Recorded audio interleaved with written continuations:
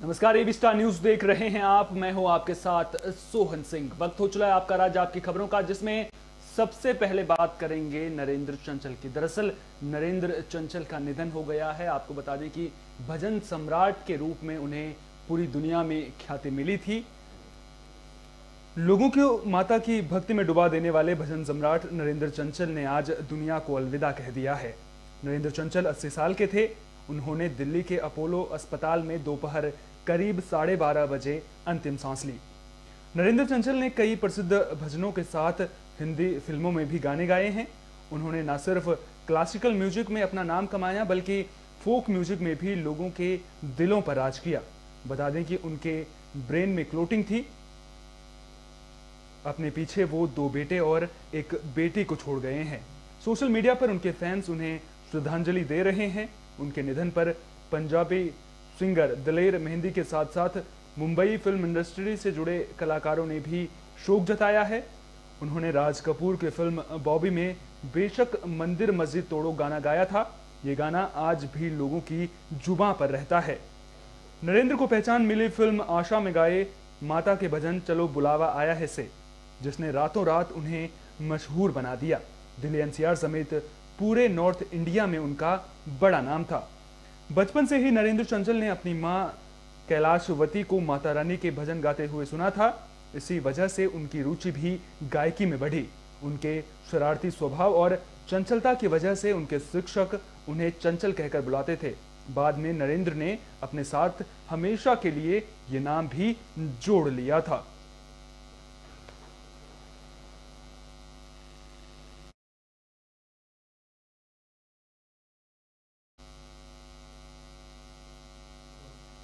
अयोध्या में भगवान श्री राम के मंदिर निर्माण को लेकर लोगों में खासा उत्साह देखने को मिल रहा है, जिसके तहत अब लोगों से चंदा इकट्ठा करने का काम भी किया जा रहा है। आपको बता दें कि देश भर में भगवान श्री राम की शोभा यात्रा निकाली जा रही है, जिसमें भगवान श्री राम के जयकारे सुनाई दे रहे हैं।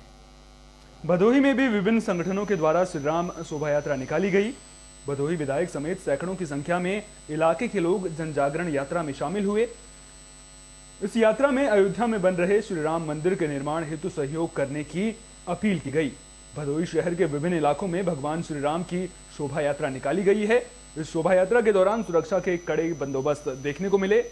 बीजेपी से भदोही के विधायक रविंद्र नाथ त्रिपाठी की अगुवाई में सैकड़ों की संख्या में लोगों ने इस शोभा यात्रा में शिरकत की। श्री राम जन्मभूमि तीर्थ क्षेत्र जन जागरण अभियान के तहत ये यात्रा निकाली गई थी। यात्रा के जरिए लोगों से राम मंदिर के निर्माण हेतु सहयोग करने की अपील की गई। आज करोड़ों हिंदुओं के आस्था के प्रतीक राम मंदिर निर्माण हेतु समर्पण निधि जागरण, ये एक जागरण निधि हम लोग जो करोड़ों हिंदू दे रहे हैं, उसके तहत ये यात्रा निकाली गई है। और आज निश्चित रूप से आप देख रहे हैं कि करीब हजारों की संख्या में लोग यहाँ पे उपस्थित हो रहे हैं। मैंने तो कल्पना भी नहीं किया था कि इतने अधिक लोग इस यात्रा में सम्मिलित होंगे, तो मैं उनको भी बहुत धन्यवाद देना चाहता हूँ। निश्चित रूप से मर्यादा पुरुषोत्तम भगवान का भव्य राम मंदिर अयोध्या में बनकर के तैयार हो, जो करोड़ों हिंदुओं की आस्था के प्रतीक।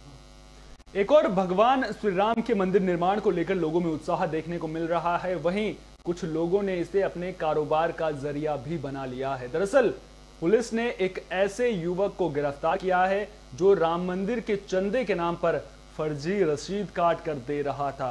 अब पुलिस ने इस आरोपी को गिरफ्तार कर लिया है। मामला पीलीभीत का है। श्री राम जन्मभूमि तीर्थ यात्रा के लिए धनराशि की फर्जी रसीद बनाकर अवैध वसूली कर रहे युवक को पुलिस ने मुखबिर की सूचना पर गिरफ्तार करके जेल भेज दिया है। पुलिस अधीक्षक जयप्रकाश के निर्देश पर क्षेत्राधिकारी द्वारा चलाए जा रहे अभियान फर्जी दस्तावेज तैयार कर लोगों से धन अर्जित करने के मामले में पुलिस ने एक आरोपी युवक को गिरफ्तार किया है।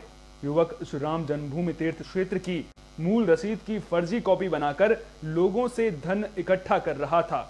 पुलिस को जैसे ही इस पूरे मामले की भनक लगी तो पुलिस आरोपी की तलाश में जुट गई, लेकिन आरोपी पुलिस की गिरफ्त से फरार था। गुरुवार को मुखबिर की सूचना पर उप निरीक्षक अंचल कुमार पुलिस बल के साथ मौके पर पहुंचे और आरोपी रविंद्र को नौगम पकड़िया थाना सुनगढ़ी से पकड़ लिया।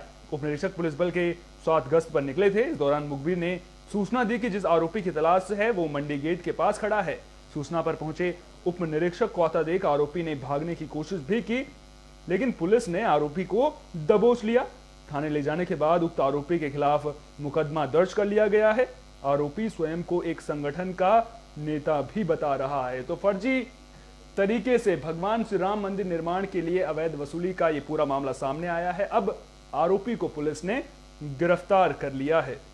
वो मुकदमा दर्ज इसलिए करवाया कि एक हिंदू संगठन जो है उसने अपना एक अलग रसीद छपा के और उसको उसने काटना चालू कर दिया, और उसमें यह है कि हमारे रसीद के अलावा कोई रसीद नहीं कटेगी। क्या नाम है संगठन का? संगठन का नाम क्या है? वीर हिंदू युवा संगठन। और वो अभी दर्ज हुआ है। हमारा 15 से 22 तक यहाँ पीलीभीत का अभियान है धन एकत्रित करने का। उसमें इस बीच में कितने लोग हैं जो इस तरीके की रसीदें काट रहे हैं? उसमें 3-4 लोगों के रसीद पे नाम है। उन्हीं लोगों के नाम हमने FIR दर्ज कर दिया, उनके मोबाइल नंबर भी अंकित है। वो योगी सरकार जनता के विकास के लिए कई योजनाएं चला रही है। इसके अलावा भी इस तरह की कई योजनाएं चलाई जा रही हैं जिनके द्वारा जनता का भला हो सके, साथ ही साथ साफ सफाई का भी ध्यान रखा जा सके। लेकिन अधिकारी ही मुख्यमंत्री की योजनाओं को पलीता लगाते नजर आ रहे हैं। मामला गोरखपुर का है। दरअसल मुख्यमंत्री सीएम योगी आदित्यनाथ की महत्वाकांक्षी परियोजनाओं में से एक रामगढ़ ताल परियोजना के सुंदरीकरण के लिए योगी सरकार तो कोई कसर नहीं छोड़ रहे हैं, लेकिन उन्हीं के विभागों द्वारा उनकी महत्वाकांक्षी योजनाएं शिकार हो रही हैं। जिस रामगढ़ ताल को राज्यपाल के अनुमोदन पर वेटलैंड घोषित कर दिया गया है, गोरखपुर का नगर निगम से संबंधित जल निगम विभाग इन जल कुंभियों को और गंदगी को हटाने को लेकर कोई दिलचस्पी नहीं दिखा रहा है, जिसकी वजह से अब पर्यटक भी नाखुश होते नजर आ रहे हैं। मुख्यमंत्री योगी आदित्यनाथ की पहल पर 9 मार्च 2018 को रामगढ़ ताल को वेटलैंड घोषित करने की प्रक्रिया शुरू हुई थी, लेकिन तकनीकी वजहों से इसे वापस लेना पड़ा था। बाद में सारी औपचारिकता पूरी कर ली गई। फिर जिलाधिकारी के विजयेंद्र पंडियन ने 15 जून 2020 को नोटिफिकेशन करके आपत्तियां मांगी। इस पर 206 आपत्तियां आई। सबका निपटारा करके वेटलैंड का दायरा तय करने का प्रस्ताव शासन को भेज दिया गया। पहले शासन ने मंजूरी दी, फिर राज्यपाल के अनुमोदन से रामगढ़ ताल को वेटलैंड घोषित कर दिया गया। गोरखपुर महोत्सव में 2 दिवसीय दौरे पर आए सीएम योगी आदित्यनाथ ने कहा था कि वर्तमान में गोरखपुर एयरपोर्ट से दिल्ली मुंबई की 3 समेत विभिन्न शहरों के लिए 9 उड़ानें हो रही हैं। सभी महत्वपूर्ण शहरों के लिए गोरखपुर से एयर कनेक्टिविटी हो गई है। अब जल्द ही रामगढ़ ताल में सी प्लेन उतारा जाएगा। इसे लेकर प्रक्रिया भी शुरू कर दी गई है। मैं यहाँ घूमने आया था। अच्छा, तो इस तरह से यहाँ पे गंदगी जलकुंभी देखने को मिली आपको? जी नहीं, काफी गंदा लग रहा है इसे देखने का। भी कुछ दिन पहले गोरखपुर महोत्सव हुआ था। हाँ। तो काफी अच्छा लग रहा था, लेकिन उसके बाद से यहाँ कोई साफ सफाई नहीं दिख रही है। हाँ। जबकि इधर स्ट्रीट पे भी हम लोग घूमा जा रहा है तो कहीं कहीं भी कोई कुछ भी खा के फेंका रहा है। हमको नहीं लग रहा है कि उसका भी सफाई यहाँ हो रहा है। अच्छा। जबकि इस चीज़ का बहुत ही ख्याल यहाँ रखा जाना चाहिए, क्योंकि काफी आकर्षक केंद्र गोरखपुर के लिए बनता जा रहा है। हाँ। तो यहाँ साफ सफाई तो अभी हमारे ख्याल से उतनी बेहतर नहीं है जितनी होनी चाहिए। बढ़े हुए हैं, लोग निकालने में हिचकिचाते हैं, सफाई नहीं करवाते हैं। हमें भी बोट चलाने में बहुत दिक्कत होती है, और जो यहाँ एंजॉय के लिए लोग आते हैं, जलकुंभी देख के थोड़ा सा अजीब से फील करते हैं कि छी कितनी गंदगी है। तो इस हिसाब से बताइए सर, कैसे हम लोग इसको क्लीन किया जाए? ये तो सरकारी चीज है। अच्छा, तो दिक्कत होती है आप लोगों को? बहुत होती है। देखिए आपके सामने आप फंसे हुए हैं बीच में। तो इसके वजह से ये मेरे बाबा गोरखनाथ का है जो ये इसे योजना बनाए हैं। तो इस योजना की सुंदरीकरण होनी चाहिए। ये कब से लगा है जलकुंभी यहाँ पे? ये जलकुंभी जब पूर्वा हवा बहती है तो सीधे आके यहाँ भर जाता है हमेशा। अच्छा, तो किसका सफाई का किसका है ये यहाँ पे? GDA वाले सफाई कर रहे थे पहले। फिर जल निगम को ही मिला था? जल निगम भी पहले देख रहा था, बनवा रहा था जल निगम भी। गोरखपुर में 20 जनवरी को सर्राफा व्यापारी से लूट का मामला सामने आया था। आपको बता दें कि सर्राफा व्यापारी से 20 लाख की लूट समेत सोने और चांदी की लूट की वारदात को अंजाम दिया गया था, जिसमें आरोपी पुलिस वाले ही निकले हैं। मतलब पुलिस वालों ने ही सर्राफा व्यापारी के साथ में लूट की वारदात को अंजाम दिया था। तो 20 जनवरी को दो सराफा व्यवसायी से 19 लाख नगद और 11 लाख सोने की लूट का मामला सामने आया था, जिसकी गुत्थी पुलिस ने 24 घंटों के अंदर ही सुलझा ली है। आपको बता दें कि पुलिस की वर्दी में सराफा व्यापारियों से लूट हुई थी। पुलिस ने जब खुलासा किया तो लुटेरे असली पुलिस वाले निकले। पुलिस की वर्दी को दागदार करने वाले पुलिसकर्मियों समेत 6 आरोपियों को गिरफ्तार कर लिया गया है। उप निरीक्षक धर्मेंद्र यादव, सिपाही महेंद्र यादव, सिपाही संतोष यादव समेत 6 लोगों को गिरफ्तार किया गया है। आपको बता दें कि उप निरीक्षक समेत 3 पुलिसकर्मी बस्ती जनपद के थाना पुरानी बस्ती में तैनात हैं। इनके पास से 19 लाख नगद, 345 ग्राम सोना, 4 किलो चांदी बरामद की गई है। घटना में प्रयोग होने वाली गाड़ी को भी बरामद कर लिया गया है। इस गिरोह ने कुछ दिन पहले भी शाहपुर क्षेत्र में घटना को अंजाम दिया था। एसएसपी जोगेंद्र कुमार ने प्रेस वार्ता कर इस बात की जानकारी दी। एसएसपी ने गिरफ्तार करने वाली टीम के 25,000 का इनाम दिया है। एसएसपी ने कहा कि सभी आरोपी को गिरफ्तार कर लिया गया है और इन पर गैंगस्टर के तहत कार्रवाई की जाएगी। सराफा व्यापार मंडल गोरखपुर ने 24 घंटे के अंदर खुलासा करने और 100% बरामदगी के लिए एसएसपी और उनकी टीम को धन्यवाद और सम्मानित किया है। आपको बता दें कि इन आरोपियों की गिरफ्तारी कैंट क्षेत्र के पैडलेगंज से हुई है, जिसके बाद इस घटना के बाद बस्ती के एसपी भी एक्शन मोड में नजर आए। आपको बता दें कि 12 पुलिसकर्मियों को मामले को लेकर के सस्पेंड भी कर दिया गया है। 7C चैनल का अपने आप को पत्रकार बताता है, इसको वेरीफाई कराएंगे हम कि ये पत्रकार है अथवा नहीं। यह सूचना देता था दरोगा जी को, सब इंस्पेक्टर धर्मेंद्र यादव को, जो शैलेश यादव है यह, और शैलेश यादव को सूचना मिलती थी दुर्गेश अग्रहरी से, जो यहाँ निचलोल का जनपद महाराजगंज का है, जहाँ के सराफा व्यापारी भी है। ये भी सराफा काम करता है क्या थोड़ा बहुत? प्रॉपर्टी डीलर है और सराफा मार्केट के आसपास रहता है। सराफा मार्केट्स की जितनी सूचनाएं होती है वह सूचनाएं दुर्गेश अग्रहरी के पास किसी न किसी रूप में रहती है, और कौन कब कहा जा रहा है सराफा, उसके बारे में सूचना दुर्गेश अग्रहरी ने शैलेश यादव को दी। शैलेश यादव जो अपने आप को पत्रकार तथाकथित बताता है, यह पत्रकार है अथवा नहीं इसकी भी हम लोग जाँच करेंगे। यह शैलेश यादव जो है सूचना देता है, इसने सूचना धर्मेंद्र यादव को देता था। धर्मेंद्र यादव अपने साथ सिपाही लेकर के यहाँ आकर के घटना करते थे। शैलेश यादव वहाँ से आता था, जो तथाकथित पत्रकार है, वो भी घटना में आते था और मौके पर रहता था। तो शैलेश यादव और ये पुलिस वाले जो है वो मौके पर रह करके घटना को कारित करते थे। तो एक तरीके से घटना में पूरी तरह से बराबर के शरीक है। खबर झांसी से है, जहां ECCA ने प्रशिक्षण शिविर की शुरुआत कर दी है। आपको बता दें कि कार्यक्रम में खंड शिक्षा अधिकारी और CDPO भी मौजूद रहे। झांसी के BRC गुरसराय पर ECCA प्रशिक्षण की शुरुआत हुई। प्रशिक्षण के प्रारंभ में खंड शिक्षा अधिकारी नरेश रावत ने और CDPO देवेंद्र निरंजन ने मां सरस्वती के चित्र पर माल्यार्पण किया और प्रशिक्षण शिविर की शुरुआत की। इस दौरान खंड शिक्षा अधिकारी ने प्रशिक्षण के विषय पर विस्तृत व्याख्यान दिया और प्रशिक्षण के बारे में बताया। आपको बता दें कि 21 जनवरी से शुरू हुआ यह प्रशिक्षण शिविर 25 जनवरी तक चलेगा। इस दौरान कई मुद्दों पर चर्चा की गई। साथ ही प्रशिक्षण में समस्त प्रतिभागियों ने बढ़ चढ़कर प्रतिभाग भी किया। प्रशिक्षण में राजेश सेन, ARP एवं धर्मेश साहू समेत कई लोगों ने महत्वपूर्ण बिंदुओं पर व्याख्यान दिया। जो अभी हम लोगों को जो शासन से निर्देश मिले उसमें ये था कि जो हमारे अभी आंगनवाड़ी सेंटर थे उसमें जो नर्सरी पब्लिक स्कूल की तर्ज पे जो LKG UKG नर्सरी का कंसेप्ट था, उनमें बच्चों को बेसिक चीज़ें मतलब अक्षर ज्ञान ये सब चीज़ें सिखाई जानी थी। तो इसको शिक्षण से जोड़ा जा रहा है। अभी शिक्षण का इसमें रोल नहीं था आंगनवाड़ी सेंटर्स में, अब शिक्षण का रोल है। तो ये कुल मिला के early childhood care and education इस ट्रेनिंग का पूरा नाम है। तो इसमें बच्चों की केयर करने के साथ साथ हमें उनको एजुकेशन का भी पार्ट इसमें जोड़ा गया है, माने शिक्षण का भी पार्ट इसमें आंगनवाड़ियों का दायित्व सौंपा गया है। ये एक्स्ट्रा दायित्व कि अभी शिक्षण का कार्य भी करेंगे शुरू किया जा रहा है। उसका प्रशिक्षण ब्लॉक लेवल पर आज शुभारंभ है और ये 4 दिवसीय चलेगा। इसमें 4 हमारे प्रशिक्षणकर्ता हैं, उसमें 2 सुपरवाइजर्स, 1 ARP और 1 आंगनबाड़ी। ये लोग DLT प्रशिक्षण लेके आए हैं। ये लोग आज इन आंगनबाड़ियों को प्रशिक्षण शुरू करेंगे और ये 4 दिन चलेगा। ये सभी आंगनबाड़ियों का होना है। इसमें प्रथम बैच आज स्टार्ट हो रहा है। ये 3 बैच में आज शुरू हो रहा है। 20-20 के बैच बनाए गए हैं। इसमें आज तीनों। खबर प्रयागराज से है, जहां एक PBR में बम की सूचना से हड़कंप मच गया। आपको बता दें कि इसके बाद PBR को आनन फानन में तुरंत खाली करवाया गया। विनायक सिटी सेंटर के पीवीआर में बम मिलने की सूचना मिली थी, जिसके बाद वहां पर अफरा तफरी का माहौल पैदा हो गया। विनायक सिटी सेंटर को तुरंत पूरी तरह से खाली करवाया गया।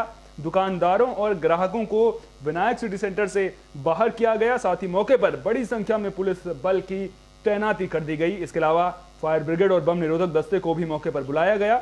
आपको बता दें कि सिविल लाइन के पोस्ट इलाके में विनायक सिटी सेंटर स्थित है, जिसके बाद बम निरोधक दस्ते ने अंदर जाकर छानबीन की। आपको बता दें कि पुलिस को विनायक सिटी सेंटर मॉल में बम मिलने की सूचना मिली थी, जिसके बाद एसपी सिटी और सीओ सिविल लाइन के साथ भारी संख्या में पुलिसकर्मी मौके पर नजर आए और जो भी वहां पर चाक चौबंद इंतजामात होने चाहिए थे वो करते हुए नजर आए। इसके अलावा डॉग स्क्वाड की टीम भी मौके पर नजर आई।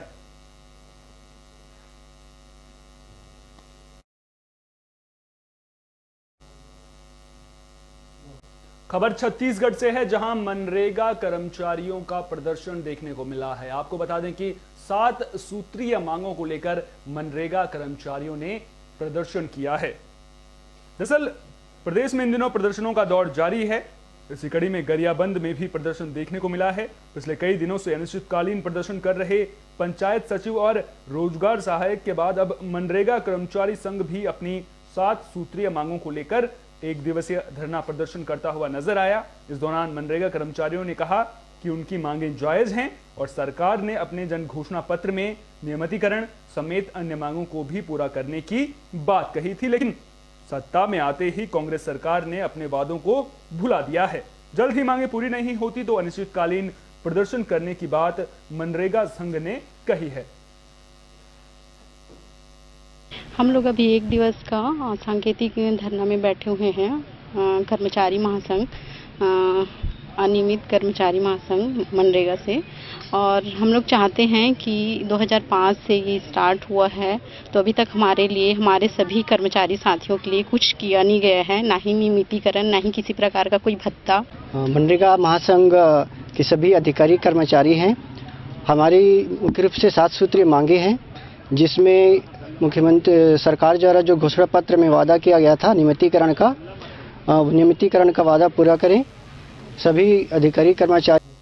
कृषि कानूनों के खिलाफ किसानों का हल्ला बोल देखने को मिल रहा है। आपको बता दें कि ट्रैक्टर मार्च को लेकर बड़ी संख्या में किसान दिल्ली के लिए कूच कर रहे हैं। आपको बता दें कि इस दौरान किसानों की ओर से चाक चौबंद तैयारियां भी देखने को मिल रही हैं। बिल्कुल सर नौजवान बच्चे बजुर्ग मातावां सारे जा रहे ने। ਜਿਹੜੇ ਸਾਡੇ ਅੱਗੇ ਵੇਖੋ ਬਜ਼ੁਰਗ ਸਾਡੇ ਜਿਹੜੇ ਜਥੇਬੰਦੀਆਂ ਦੇ ਆਗੂ ਲੱਗੇ ਨੇ, ਜੋ ਉਹਨਾਂ ਦਾ ਹੁਕਮ ਆ ਉਹ ਸਾਨੂੰ ਮੰਨਣਾ ਚਾਹੀਦਾ। ਹਰ ਨੌਜਵਾਨ ਨੂੰ ਮੈਂ ਬੇਨਤੀ ਕਰਦਾ ਵੀ ਨੌਜਵਾਨਾਂ 'ਚ ਜੋਸ਼ ਤੇ ਹੋਸ਼ ਤੋਂ ਸਾਨੂੰ ਕੰਮ ਲੈਣਾ ਚਾਹੀਦਾ। ਉਹ ਸਾਡੇ ਜਿਹੜੇ ਆਗੂ ਨੇ ਬਹੁਤ ਸੋਹਣੀ ਲੜਾਈ ਲੜ ਰਹੇ ਆ, ਉਹਨਾਂ ਨੂੰ ਆਪਾਂ ਅੱਗੇ ਹੋ ਕੇ ਲੜਾਈ ਲੜਨ ਦੀ ਉਹਨਾਂ ਦਾ ਹਰ ਹੁਕਮ ਵਜਾਈਏ। ਸੇਵਾ ਜੀ ਸੰਗਤਾਂ ਪਹਿਲਾਂ ਹੀ ਬਹੁਤ ਕਰਦੀਆਂ ਪਏ ਜੀ, ਇਹਨਾਂ ਵੀ ਕੀਤੀ, ਇਹਨਾਂ ਦੇ ਬਹੁਤ ਬਹੁਤ ਧੰਨਵਾਦ ਹੈ ਜੀ। ਸੇਵਾ ਹੀ ਸੰਗਤ ਇਹਨਾਂ ਦੇ ਲੜਦੇ ਪਏ, ਜੋ ਲੜਦੇ ਪਏ ਸੇਵਾ ਚੱਲੇਗੀ ਤੇ ਲੜਾਈ ਹੋਣੀ ਹੈ। ਵੱਖ-ਵੱਖ ਤਰ੍ਹਾਂ ਦੇ ਲੰਗਰ ਲਗਾਏ ਜਾਂਦੇ, ਪਰ ਇਹ ਡੀਜ਼ਲ ਦਾ ਅਨੋਖਾ ਲੰਗਰ ਲਗਾਇਆ ਜਾ ਰਿਹਾ, ਇਹਦੇ ਬਾਰੇ ਕੀ ਕਹਿਣਾ? ਡੀਜ਼ਲ ਦਾ ਲੰਗਰ ਜਿਹੜਾ ਕਿ ਨੌਜਵਾਨ ਵੀਰਾਂ ਨੇ ਲਾਇਆ, ਉਹਨਾਂ ਦਾ ਬਹੁਤ ਬਹੁਤ ਧੰਨਵਾਦ। ਜੋ ਕਿਸ ਤਰ੍ਹਾਂ ਕਿ ਕਈ ਕਿਸਾਨ ਜਿਹੜੇ ਡੀਜ਼ਲ ਹੁਣ ਪਾ ਨਹੀਂ ਜਾ ਰਹੇ ਆਰਥਿਕ ਤੌਰ 'ਤੇ ਵੀ, ਉਹ ਹੁਣ ਇਸ ਮਦਦ ਨਾਲ ਬਹੁਤ ਸਾਰੀ ਮਿਲੀ ਆ, सहूलतें मिल गई। तो जो किसान दिल्ली के लिए निकल रहे हैं उनके लिए डीजल की व्यवस्था की जा रही है। आपको बता दें कि अमृतसर के दबुर्जी में आज नौजवानों ने किसानों के लिए डीजल का लंगर सा लगा दिया और इसको लेकर के मिसाल कायम की। आपको बता दें कि नौजवानों का कहना है कि दिल्ली में किसान धरने पर बैठे हैं, उन्हें अगर किसी भी चीज़ की ज़रूरत पड़ती है तो वो उनके लिए मौजूद हैं। इसी को लेकर के जो नौजवान हैं उन्होंने दिल्ली कूच कर रहे किसानों के लिए डीजल की व्यवस्था करते हुए नजर आए, ताकि जो किसान हैं उन्हें दिल्ली पहुंचने में किसी भी तरह की दिक्कत का सामना ना करना पड़े।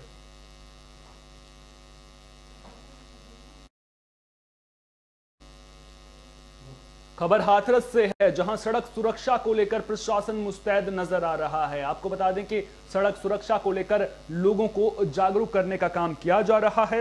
इसी कड़ी में सुरक्षा को लेकर लोगों को जागरूक किया जा रहा है और वाहनों के चालान नहीं काटे गए हैं। राष्ट्रीय सड़क सुरक्षा माह के अंतर्गत वाहनों के चालान नहीं काटे गए हैं। सड़क सुरक्षा माह के अंतर्गत वाहन चालकों पर हेलमेट, सीट बेल्ट न लगे होने पर ये चालान नहीं काटे गए हैं। वाहन चालकों को गुलाब का फूल देकर एआरटीओ प्रशासन और प्रवर्तन ने यातायात नियमों का पालन करने की अपील की है। आपको बता दें कि जिले के तालाब चौराहे पर राष्ट्रीय सड़क सुरक्षा माह के अंतर्गत यह अभियान चलाया गया है। इसका डीएम साहब और एसपी साहब और अधिकारी ने पूरी की हुई थी, उसमें हमारे डीएम साहब ने, एसपी साहब ने हमें निर्देशित किया है कि पहले हफ्ते अवेयर के लिए पहले लोगों को जागरूक करें, पोस्टर बांटेंगे, फूल देकर उनको एहसास कराएंगे कि ये गलत है के लिए है। उसके बाद एक हफ्ते के बाद सख्ती होगी तो चलान वाला। आपका राज्य आपकी खबरों में फिलहाल के लिए इतना ही। देश और दुनिया की तमाम अहम खबरों के लिए आप देखते रहिए बी स्टार न्यूज। मुझे दीजिए इजाजत, नमस्कार।